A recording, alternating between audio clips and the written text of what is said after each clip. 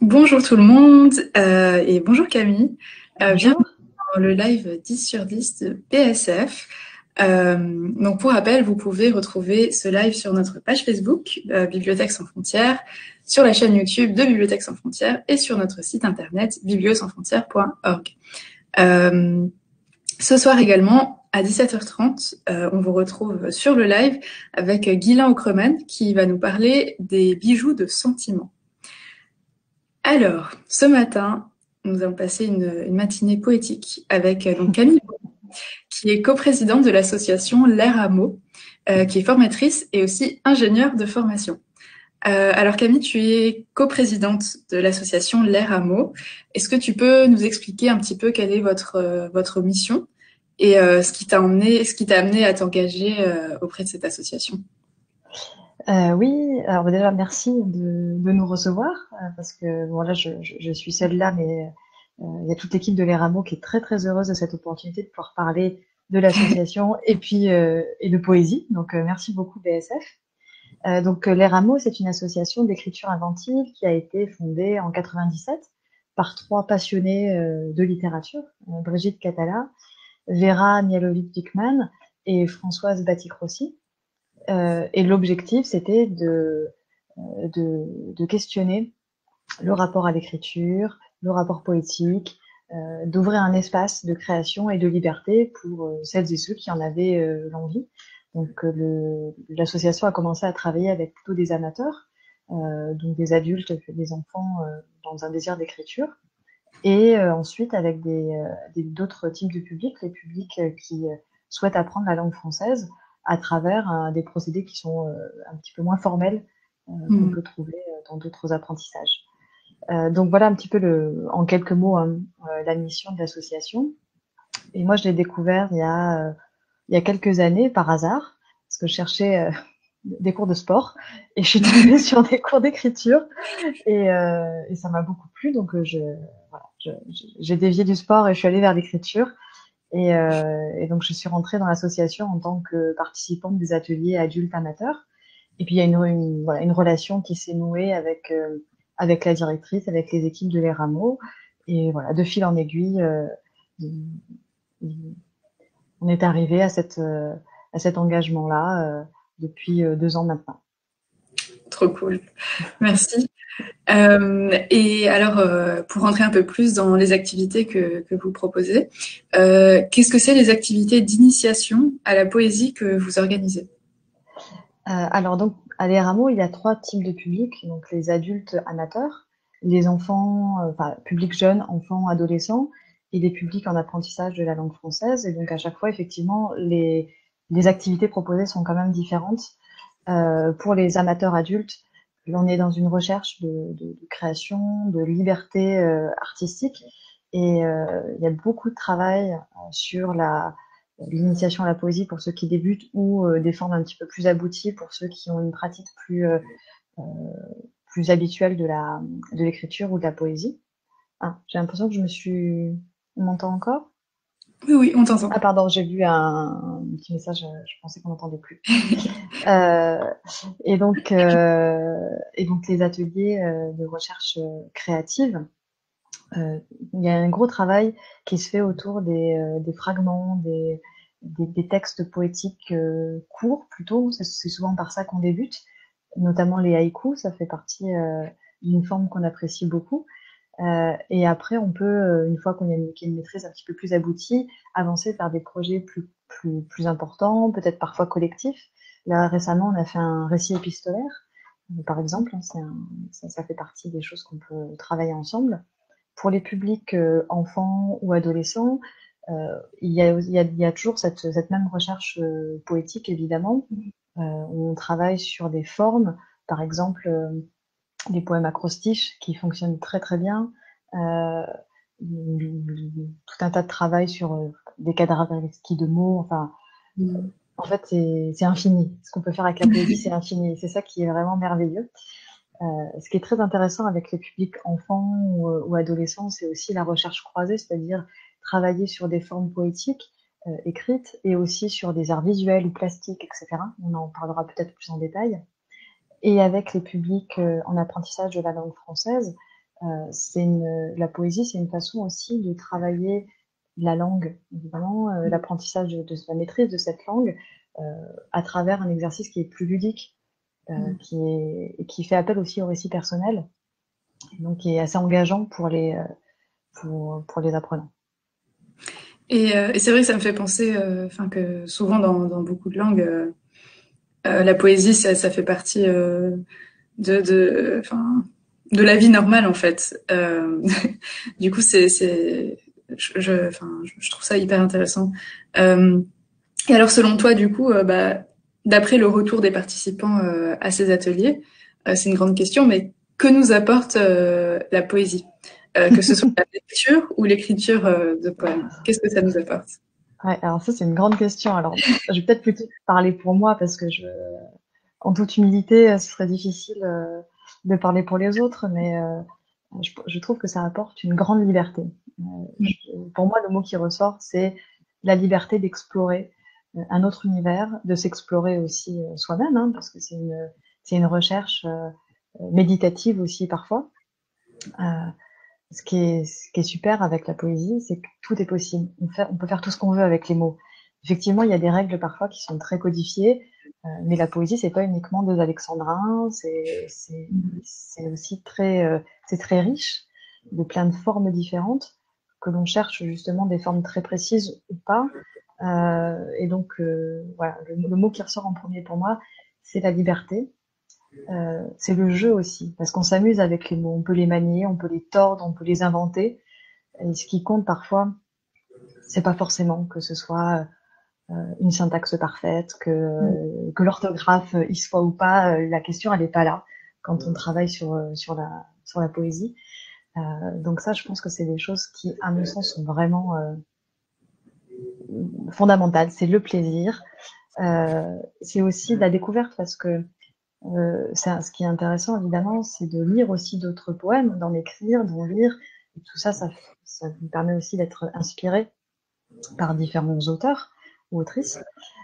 Donc de découvrir aussi d'autres auteurs. Moi, j'en ai découvert plein dans cet atelier. Je connaissais pas tellement de poètes à part ceux que j'avais appris à l'école, qui sont pas toujours des poètes contemporains d'ailleurs. Donc c'est intéressant aussi d'aller vers d'autres formes de poésie. Et c'est aussi la rencontre avec l'autre pour moi, parce que dans ces ateliers, on se partage ce qu'on écrit. Donc ça, il faut jouer le jeu. C'est pas facile, hein. Moi, la première fois, j'étais pas sûre de rester. J'avais peur que ce soit trop difficile parce que c'est tellement intime.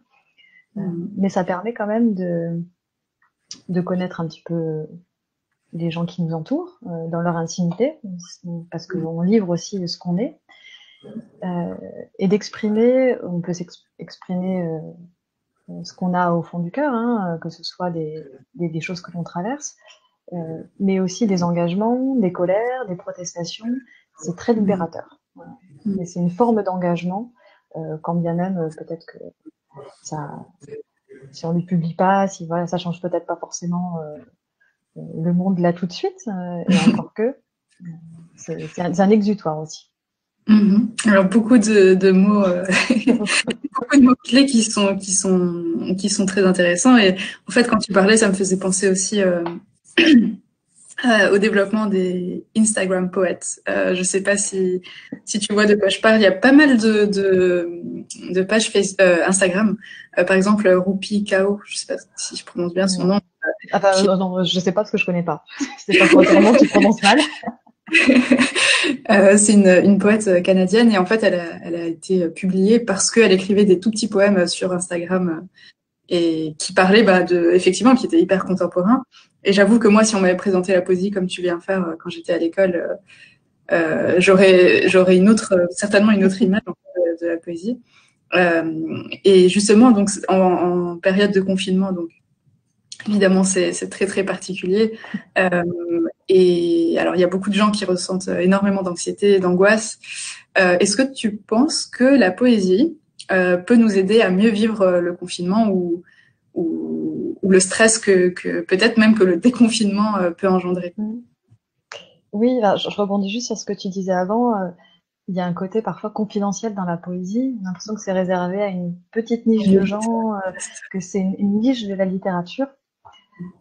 Or, la poésie, c'est pas ce qu'on dit forcément des, des alexandrins, des formes comme ça qui sont très difficiles. On peut pratiquer la poésie complètement autrement aussi. Et donc, je pense que c'est une belle découverte aussi de mon côté. De me dire, tiens, en fait, j'ai pas de prétention particulière, j'ai peut-être pas de talent particulier, mais voilà, je peux essayer, je peux m'amuser, c'est ça qui compte.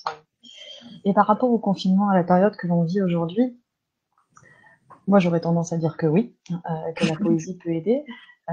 D'une part parce qu'en lisant, on peut se retrouver aussi dans l'empathie avec quelqu'un, c'est-à-dire il y a un poète une poétesse qui a écrit des textes que l'on lit et on se retrouve dans une situation un petit peu similaire, on se sent moins seul.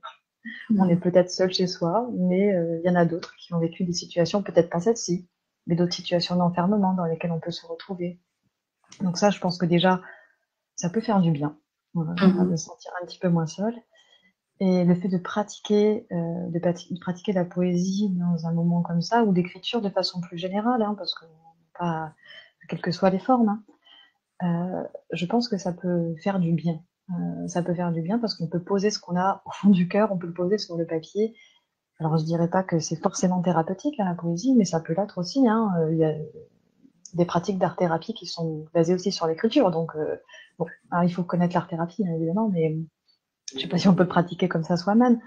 Mais le fait de pouvoir coucher sur le papier les émotions que l'on sent, ce que l'on traverse, euh, ça peut permettre de les canaliser, de décristalliser d'une certaine façon.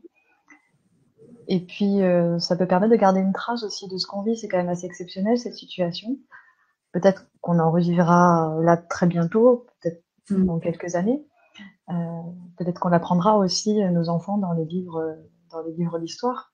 Et, et l'écrire, c'est en garder une trace, en garder mémoire, c'est se replonger dedans peut-être un petit peu plus tard. Donc je pense que oui, il y a tout intérêt à en faire quelque chose. Enfin, c'est une matière incroyable que l'on vit là. Et d'ailleurs, là, le printemps des poètes de cette année le thème de cette année, c'était le courage. Alors évidemment, compte tenu de la situation, les ateliers qui étaient prévus, je pense à droite, à gauche, n'ont pas pu forcément se tenir. Dans notre association, on a fait un atelier à distance en mêlant courage et confinement, parce que c'était tellement fort qu'on ne pouvait pas s'arrêter à courage, tellement on était tous empreints de cet état-là. Et, euh, et ça a produit des choses évidemment vachement intéressantes. Donc, Le cercle des et poètes le confinés. stress, ouais. Pardon? Le cercle des poètes confinés. Exactement. Ouais, c'est un très beau titre. Ça peut faire un très beau recueil. Mais oui, non, c'est vrai que le stress, il peut être très grand, soit dans le confinement, ou aussi dans le fait de ne pas pouvoir être confiné. Il y a des gens qui aimeraient peut-être vivre le confinement et qui sont obligés d'aller travailler, prendre des risques, etc. Et que ouais, c'est un stress qui est énorme. Il y a des gens qui peut-être le vivent très bien, hein, mais ça peut être un stress qui est très fort. Et, euh, et écrire des textes et peut-être les partager, les publier sur des réseaux comme tu en parlais tout à l'heure, sur Twitter, Instagram ou autre, les partager à ses amis aussi, peut-être même faire des poèmes collectifs. On peut se dire, tiens, je commence un bout de poème, j'envoie des amis qui continuent, enfin bon, et on tisse quelque chose tous ensemble. Peut-être que ça peut canaliser un stress. C'est de très très belles idées et j'avoue hein, que, enfin, nous en tout cas, après l'école, peut-être qu'on a moins l'habitude d'écrire de la poésie. Moi, j'avais suivi un atelier l'année dernière où j'étais complètement perdue, comme toi, hein, ce que tu racontais tout à l'heure, où je me disais, mais eux, ils ont l'air. Il y a des personnes qui ont l'habitude d'écrire en fait, et puis au bout d'un moment, ça devient un muscle, quoi. Et les choses sortaient comme ça, c'était extraordinaire. Et alors, bah justement, en fait, par rapport au type de public avec lequel vous travaillez, donc vous avez mis en place aussi des ateliers d'apprentissage du français langue étrangère et des ateliers d'alphabétisation qui s'appuient sur des techniques qui promeuvent la créativité. Ouais. Alors, je trouve ça fascinant. Est-ce que tu peux nous en dire plus? Oui, tout à fait. Bah, c'est vrai que les rameaux, c'est fondé sur cette idée que la poésie, l'écriture, la culture, c'était des éléments essentiels dans notre vie et que on pouvait proposer des ateliers à des amateurs adultes ou enfants. Il y a aussi une mission sociale de l'association qui s'est développée aussi au fil de l'eau parce qu'un engagement très fort de la directrice Brigitte Catalan notamment. Donc des ateliers qui sont destinés aux personnes qui arrivent en France, qui maîtrisent peu ou pas la langue française et qui peuvent leur permettre aussi de passer ensuite des diplômes, le DIF, le DEF, etc. Et cet attachement à les mots, l'écriture, la poésie, etc., comme un vecteur de lien social, comme un vecteur d'apprentissage, qui était déjà présent dans les ateliers, il est au moins aussi fort dans ces ateliers-là, parce qu'on estime que travailler sur les mots avec plaisir, c'est une façon aussi d'apprendre et de rentrer dans la langue, de rentrer dans l'écriture, sans des conventions qui sont peut-être réservées à l'école et qui, enfin, c'est pas une remise en question de l'école du tout, c'est juste une autre façon de faire qui est avec une approche qui est ludique et qui s'appuie aussi beaucoup sur en l'occurrence sur le vécu des personnes qui ont une histoire, qui arrivent dans un pays avec leur propre culture, qui en découvrent une autre en arrivant en France, et comment tout ça se mélange, enfin, et il y a un gros travail aussi autour du récit personnel et collectif dans ces ateliers-là. Et jusqu'alors, ces ateliers ont permis à pas mal de personnes de décrocher leur diplôme. Donc c'est une vraie réussite. Et d'ailleurs, l'association a eu la médaille de la ville de Paris pour son action auprès des personnes en apprentissage de la langue française. Donc on en est très fiers. C'est voilà, un tiers de l'activité de l'association. Donc c'est pas la majorité de ce qu'on fait, mais on en est très fiers. Il y a beaucoup de bénévoles qui se mobilisent pour donner ces ateliers le matin, l'après-midi. C'est trop cool. Alors c'est une question un peu de curiosité de ma part, mais est-ce que la poésie, vous l'écrivez uniquement en français ou est-ce que les personnes qui apprennent le français écrivent aussi de la poésie dans leur langue maternelle? Alors l'idée c'est de pouvoir écrire en français, c'est que c'est l'objectif. D'ailleurs il y a un journal de ces ateliers-là qui est publié régulièrement et donc il faut que chacun puisse aussi comprendre la langue parce qu'il y a des personnes qui viennent de pays différents, donc il n'y a pas une langue une langue des apprenants. Voilà. La langue commune, là en l'occurrence c'est le français. Donc à ma connaissance, ça se fait en français puisque c'est l'idée. Mais alors là, je laisserai s'il y a des bénévoles de l'association qui sont en train de suivre le live compléter parce que voilà, surtout qu'ils nous disent bien si je me trompe parce que évidemment je parle en mon nom avec la connaissance que j'en ai. J'en ai jamais animé des ateliers FLE, ASL, etc. Donc voilà, peut-être qu'il y a des moments où il y a de l'écriture dans d'autres langues que celle qui est le français, mais je ne suis pas sûre. D'accord. Bah justement, en commentaire, on a partagé le site et la page Facebook de votre association. Donc c'est vrai qu'on peut aussi aller visiter toutes ces pages-là pour voir, pour en savoir un peu plus. Et pour revenir à la poésie, donc c'est un peu, enfin c'est très proche du chant, de la musique et finalement aussi des arts picturaux puisque quand on fait de la poésie, on dessine un petit peu une image mentale. Est-ce que l'interdisciplinarité, justement, a sa place dans ton envie dans l'initiation à la poésie? Ah bah oui, complètement, complètement. Et c'est ça qui est assez merveilleux, c'est que chaque discipline artistique peut enrichir l'autre. Et les parcours croisés, nous on appelle ça souvent des parcours croisés, euh, sont particulièrement riches parce qu'on peut aller un petit peu plus loin et réaliser des projets. Alors, par exemple, bon, on peut travailler sur des écritures de chansons, déjà tout simplement. Donc là, on travaille sur l'écrit et sur la musique.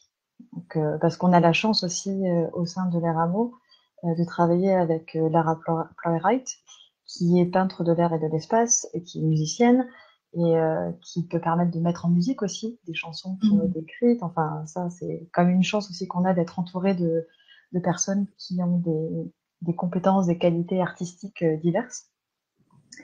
Il y a notamment beaucoup de parcours croisés dans les ateliers enfants ou ados, parce que c'est des recherches qui sont vraiment inspirantes. Donc c'est par exemple aller voir une exposition de peinture et écrire ensuite, à partir de ce que nous a inspiré cette exposition de peinture, les émotions qui y sont liées, etc. Donc ça fonctionne très bien. Il y a des projets aussi de films, de réalisation de petits films, de courts-métrages, à partir d'écrits. Il y a, donc, on parlait tout à l'heure de récits épistolaires. Il y a attachés à ces récits épistolaires ou à d'autres types de récits. On fait parfois des collages, donc des collages de mots, d'images, etc. Donc, on est dans la peinture de mots. Donc ça fonctionne très très bien. Que dire d'autre? Enfin, je le disais tout à l'heure, je trouve que tout est possible et les parcours croisés sont encore plus intéressants parce qu'on peut aussi soi-même découvrir ce lien entre l'écriture, qui est au centre, nous en tout cas, de cette pratique, et les arts qui gravitent autour de ce champ-là. Donc moi j'invite vraiment les personnes que ça intéresse à surtout ne pas se limiter et dire que la poésie c'est s'écrire des formes très particulières dans un salon rempli de livres et que ça s'arrête à ça. On peut en faire beaucoup d'autres choses. Ouais, moi je pense que ce qui m'a un peu reconnecté à la poésie, c'est la poésie, enfin spoken poetry, donc la poésie parlée, enfin donc, qui est beaucoup moins codifiée que la vraie poésie qu'on étudie, enfin la vraie poésie, excuse-moi, la poésie traditionnelle qu'on va étudier à l'école, et là tu peux dire des choses hyper fortes et hyper actuelles et faciles à comprendre aussi, parce que j'avoue que moi dans la poésie, ce qui m'avait bloqué souvent, c'était le fait de ne rien comprendre et de pas voir justement qu'il y avait quelque chose derrière qui fait référence à des sentiments, etc. Et donc je prenais les choses au mot, quoi. Et c'est vrai que peut-être on posera les questions dans quelques instants, mais il y a des questions aussi justement sur un petit peu comment faire pour que les jeunes fassent de la poésie. Alors, mais juste pardon pour rebondir sur ce que tu dis, effectivement c'est vrai que moi j'ai mon souvenir de la poésie que j'ai apprise à l'école. Alors pas dans les petites sections, mais plus tard au collège ou au lycée, c'était des formes qui étaient quand même assez complexes et on était vraiment dans un travail de décortication, on décortiquait, je ne sais pas, on décortiquait des formes qui étaient très complexes. Le sens était parfois difficile à trouver et moi ça m'avait pas permis, en tout cas à cette époque-là, de savourer la poésie. Parce que ça me semblait effectivement très compliqué. Alors ça peut l'être, comme ça peut aussi ne pas l'être. Et la poésie, effectivement, c'est une forme qui est plus variée que je pense qu'on peut imaginer. on peut peut-être du coup prendre la question, puisque c'est en lien. Est-ce que tu as des pistes d'ateliers d'initiation à la poésie pour un public de collégiens? Alors, pour un public de collégiens, ce qu'on pratique à l'ERAMO, c'est beaucoup des projets, des parcours croisés, des projets. Donc, ce qui peut être intéressant, c'est de pratiquer, c'est de proposer quelque chose qui soit un projet de peut-être un petit peu plus long terme, où on chemine, par exemple, avec un objectif qui peut être produire un récit de voyage, faire une sortie avec un thème, une sortie je ne sais où, dans une ville, dans la campagne, que sais-je, avec de l'écriture itinérante, pour ensuite publier quelque chose collectivement qui soit un récit de voyage, un récit itinérant, ou voilà, que sais-je. Après, en termes de forme, ce qui peut être intéressant, quand il y a pardon. Il y a ma petite fille qui s'est réveillée. On est tous dans l'appartement, c'est un peu compliqué, mais tout va bien. Si le rapport à l'écriture ou à la poésie, il est pas évident, par exemple, une façon de désacraliser, que moi j'aime beaucoup cette forme, donc c'est personnel, mais je sais pas comment ça s'appelle. Voilà, donc c'est pas grave, je livre comme ça.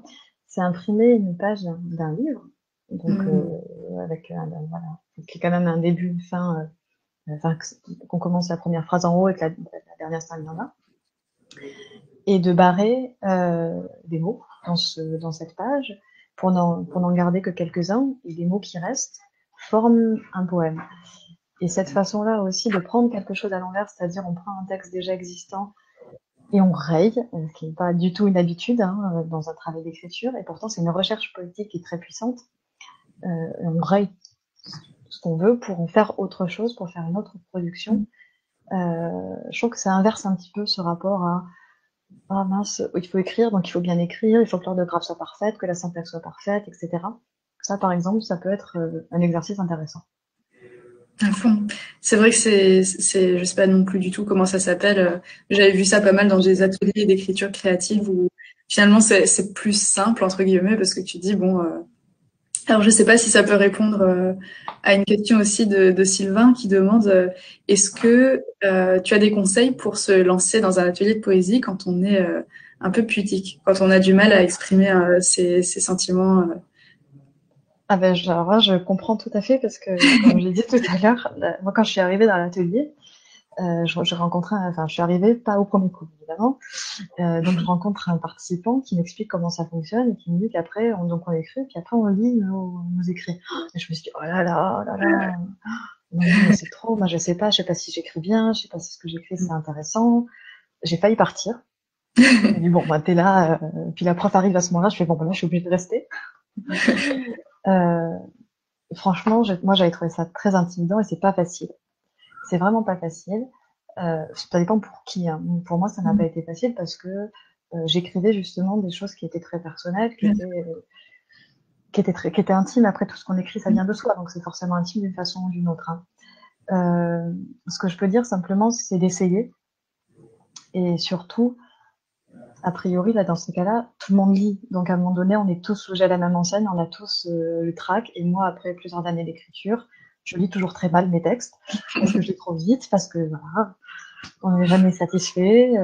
Quand bien même moi, j'ai une pratique plus assidue qu'à l'époque, donc j'ai un petit peu plus confiance quand même dans ce que je produis, même si bon, après il n'y a pas de prétention littéraire, hein, donc voilà. Mais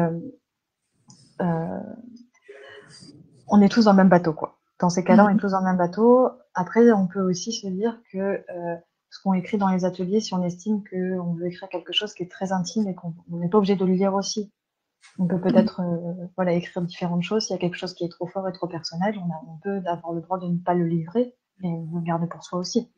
Alors, faut pas faire ça surtout, sinon c'est vrai que ça n'a pas tellement de sens. C'est important aussi d'avoir un public qui écoute, qui réagit.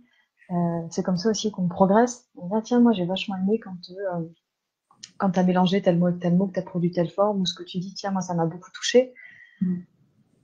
Voilà, ça c'est important d'avoir un retour. Bienveillant, Oui, évidemment, mais voilà.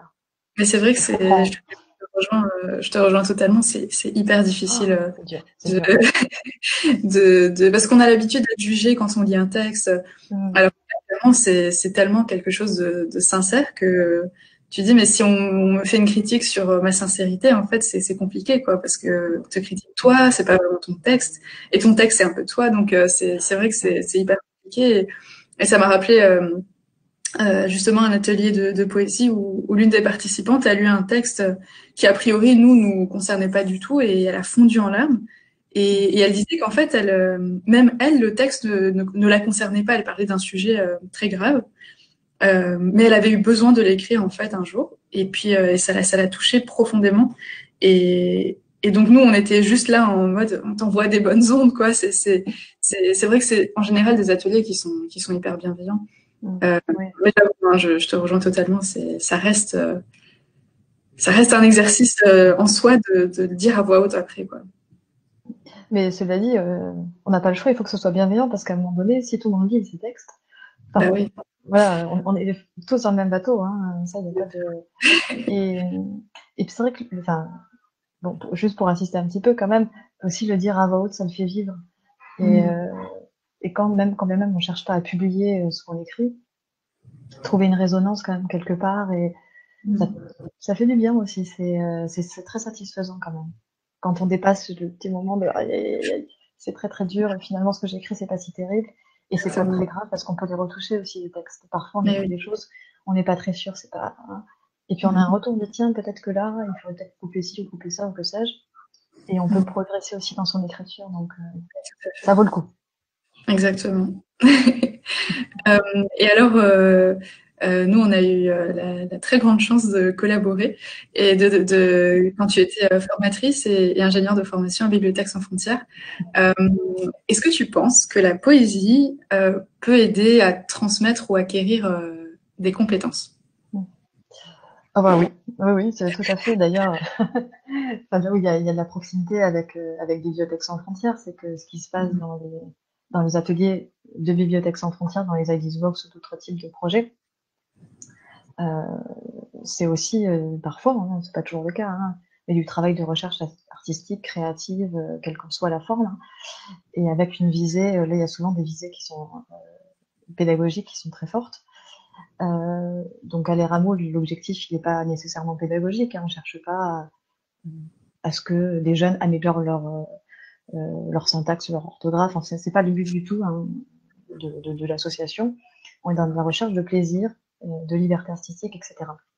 En revanche, je pense que oui, ça peut permettre de développer des compétences, mais comme toute pratique artistique finalement. Bon, d'une part, ça peut permettre de surmonter aussi quelques problèmes d'estime de soi, ou enfin, voilà, quand on doit, ce qu'on voulait dire à l'instant, hein, quand on doit lire ses poèmes devant ses autres camarades, etc.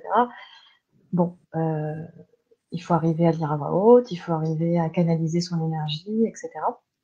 Il y a des projets aussi qu'on peut avoir qui sont plus importants. Par exemple, on a fêté les 20 ans des rameaux à la mairie du 10e, sur scène, avec un public devant nous, à lire des textes qui étaient les nôtres. Alors là, c'est une crainte supérieure là, d'arriver à canaliser tout ça et s'exprimer en public.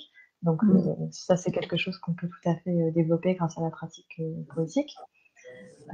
On peut développer son vocabulaire aussi, parce qu'il y a il y a une recherche de mots. Euh, on développe l'oreille, on cherche des sons, on cherche des choses qui fonctionnent bien ensemble, qui créent des formes. Donc ça, c'est assez intéressant parce que ça permet de jouer, de jongler. C'est un travail aussi artistique mais intellectuel finalement, donc c'est très intéressant. Je pense que ça c'est vraiment indéniable pour moi. Alors, il y a des objectifs vraiment de compétences hein, pour les ateliers français langue étrangère, sociolinguistique, etc. Parce que l'objectif, c'est de permettre à des gens vraiment d'acquérir des compétences en langue. Donc, là, il y a évidemment un appel, enfin, on fait appel à la poésie, à l'écriture, vraiment très inventive, très clairement pour remplir ces objectifs-là. Donc oui. Je dis ce qui me vient là. Hein. Peut-être qu'il y en a, il y a plein d'autres, il y a peut-être plein d'autres compétences qu'on peut développer. Hein. Bon, voilà, je dis ce qui me vient là. Peut-être que s'il y en a d'autres qui me viennent, j'y reviendrai. Et c'est assez joli parce que alors il y a Vera, je pense, qui du coup est dans l'association, j'imagine, Oui, c'est la coprésidente de l'association. qui nous accompagne dans les commentaires. Ah Et, bah, ça lui verra. et c'est vrai que donc elle complète aussi un petit peu ce dont on parlait tout à l'heure et maintenant, en disant que lire et partager, c'est déjà mettre dans l'espace public. Donc c'est un peu une première publication à l'oral. Et après, une fois qu'on est lancé, c'est parti. Et Delia qui dit aussi que le fait de le dire à l'oral, donc ça rend aussi son importance au fait d'être entendu et écouté. Mm, mm, Euh, donc c'est vrai que c'est des choses qui sont fondamentales dans l'expression en fait artistique, quoi, de manière générale. Alors j'ai une question un peu plus personnelle. Quel est ton poème préféré en ce moment? Ah, alors là, c'est hyper difficile. Je savais que cette question serait posée et je me suis creusé la tête parce que un seul, c'est tellement dur. Euh, et bon, j'ai pas réussi à faire un seul. Je suis désolée. Voilà, j'ai pas le choix. Il y a un poème que j'ai découvert justement dans les ateliers parce qu'on lit de la poésie pour nous inspirer hein, avant de se mettre à écrire. Donc, on découvre plein de choses. Donc il y a un poème d'Henri Michaud. D'ailleurs, Vera est une spécialiste d'Henri Michaud. Donc on a la chance d'avoir au sein de l'association des gens qui sont très aidants, qui nous permettent de découvrir beaucoup de choses. Un poème qui s'appelle Je suis Gong, qui m'a à un moment donné transpercé. Quand je l'ai entendu, il m'avait transpercé à l'époque. Alors c'est peut-être pas mon poème préféré aujourd'hui, mais je vous le partage quand même. Je sais pas si on entend. Un petit peu, mais c'est désolée, c'est. Alors, tranquillement. je suis Gong de Michaud. Dans le champ de ma colère, il y a un œuf, et dans cet œuf, il y a ma mère, mon père et mes enfants. Et dans ce tout, il y a joie et tristesse mêlées. Grosse tempête qui m'avait secouru, beau soleil qui m'a contrecarré. Il y a haine en moi, forte et de date ancienne, et pour la beauté, on verra plus tard. Je me suis en effet devenue dure que par lamelle, si l'on savait comme je suis restée moelleux au fond. Je suis Gong et Watt et chant et je le dis et j'en suis sûre. Je trouve que ce poème était très fort. Il y a des choses qui m'avaient beaucoup touchée à l'époque. Maintenant, j'y retrouve peut-être d'autres choses. Parce que c'est ça qui est merveilleux avec la poésie, c'est que il y a beaucoup de choses dans un poème. Et on peut à un moment donné être touché par quelque chose et touché par autre chose ensuite. Il y a des poèmes d'Annie Scott que j'aime beaucoup. Il y a une écriture aussi qui est très puissante. Et notamment des poèmes qu'elle avait écrits pour le Printemps des poètes. Alors, que je m'en souvienne. Non, attendez, je l'ai ouvert quand même, que j'ai pas envie de l'écorcher, donc je vais le ressortir. Parce que voilà. Tu descends le chemin de mon sang, comme un caravanier la route de la soie. Lorsque tu tomberas de mes hanches, 1000 ans auront passé. J'aime l'homme, au dos vaste comme une steppe. Dans les profondeurs de sa terre, j'écoute le bruit du troupeau de buffles qui le traverse. Et bon, alors Annie Scott, elle fait des poèmes qui sont généralement assez durs. On n'est pas dans quelque chose acidulé, hein, mais celui-là, je trouve qu'il est très beau, très fort et très tendre en même temps. Et un petit dernier pour après j'arrête. De Soseki, parce que j'aime beaucoup la Eiko. Et je trouve qu'il y a une profondeur aussi dans celui-ci, avec une économie de mots, on a une grande profondeur. Alors, je vous dis, sans savoir pourquoi, j'aime ce monde où nous venons pour mourir. Et par exemple, à partir d'un texte aussi court, on peut mettre en dialogue tellement de choses, ça peut nourrir une réflexion aussi très très forte. Enfin, voilà. Merci, c'était très très touchant. Alors on a une question qui concerne plutôt l'association. Delia nous demande est-ce qu'il y a une branche de l'Air Amour qui est chez nous ici en Belgique? Non, mais peut-être que si quelqu'un a envie de se lancer, ça peut être l'occasion. C'est ça. Alors aujourd'hui, l'Air Amour est présente dans le 10e arrondissement à Paris. C'est vraiment là que l'association est née. Et aujourd'hui, elle se développe aussi dans le Tarn, parce que la directrice Brigitte Catala, qui a fondé l'association, chemine entre Paris et le Tarn. Donc, mais pour la Belgique, peut-être que Delia peut créer une branche, on ne sait pas. C'est ça. Merci encore. Et alors, si je regarde s'il y a eu d'autres questions, il y a eu quelques échanges qui sont très intéressants.